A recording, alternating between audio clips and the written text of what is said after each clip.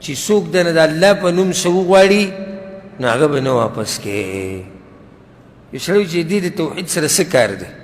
کار د دې د توحید سره دا دی چې کله یو سړی ته ته دا ووایي چې د الله په نوم ما سره مرسته وکړه نو د ډېر لوی رب نوم یې واخیستو نو بیا ورسره مرسته وکړه. حدیث راوړی دی عن ابن عمر رضی الله عنهما. عبدالله ابن عمر وایي قال رسول الله صلی الله علیه وسلم، پیغمبر صلی الله علیه وسلم وایي من سأل بالله فأعطوه، څوک چې د الله په نوم څه وغواړي نو بیا والله څه وکړه ورکړه. خو دا خبره یاد ساتئ، یو خو داسې سوال تانه څوک وکړي چې مال څه راکړه، اوس که دله ورکې او که نه ورکې هغه ستا خپله مرضي ده. یو کس تا ته دا ووایي د الله نوم درته یادومه رایکه ورکه وله. ولې ورکه؟ د ډېر لوی رب نوم یې واخیستو. ته د الله قدر او احترام کولی، د الله احترام کوئ، ښه د الله قدر کوئ، د الله د نومونو قدر او احترام کوئ. ځکه موږ سره مخکې باب تیر شوی دی او هغې کې حدیثو چې څوک درته قسم وخوري د الله په نوم نو څه به کوئ؟ یقین به پرې کوئ. دا په اصل کې احترام د الله دی. یو سړی وي زما دې په الله قسمي، ته ته بیا نه نه نه د الله قدر نه کوي، هغه درته په الله قسم وخوړو بس دی، دې نه خوا غوسه نشته. الا دا چې سړی په دروغو مشهور یا جدا خبره او په دروغو قسم.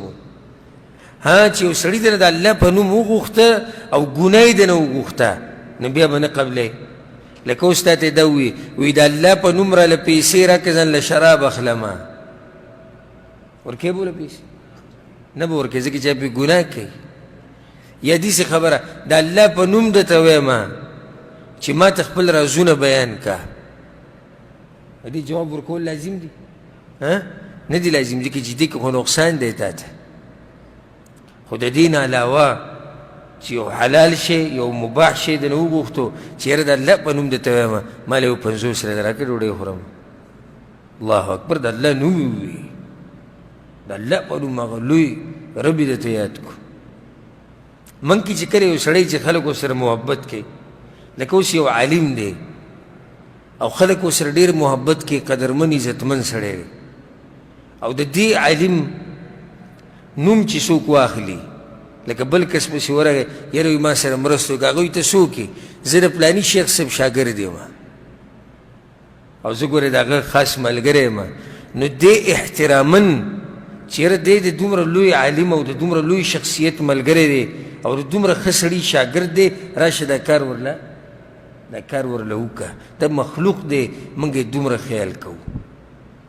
چې یو سړی ته دا ووایي چې د الله په نوم وروره مرسته را سره وکړه، د الله په نوم را سره منډه ووه، د الله دپاره را سره منډه ووه، نو بیا ورسره منډه وهه او څه شی چې دنه غواړي او هغه دې په طاقت کې وي نو هغه ورله ورکوه.